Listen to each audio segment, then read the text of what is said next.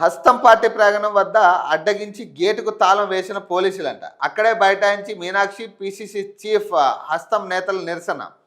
Sonia రాహుల్పై BJP కక్ష సాధింపు చర్యలంట. Party రాష్ట్ర ఇన్ఛార్జ్ మీనాక్షి నటరాజన్ మాట్లాడుతున్నారు.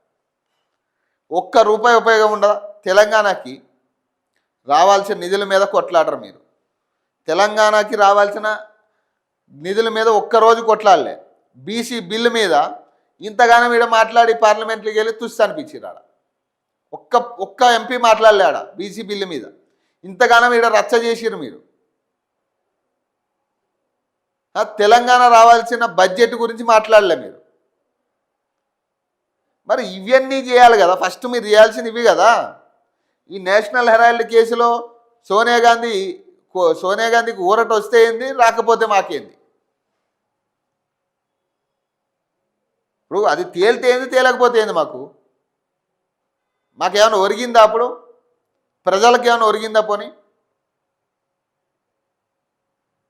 మీరు చేయాల్సిన పని లేదు, మీరు చేస్తున్న పని లేనిది.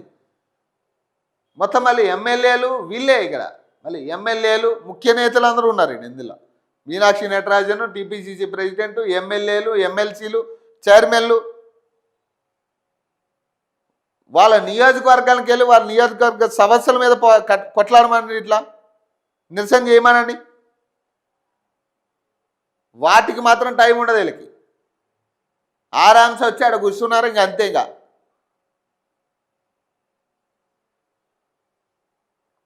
బీజేపీ కాంగ్రెస్ సీక్రెట్ దోస్తానా ఇది. కావాలని డైవర్షన్ చేయడానికి ఇదంతా చేసేది.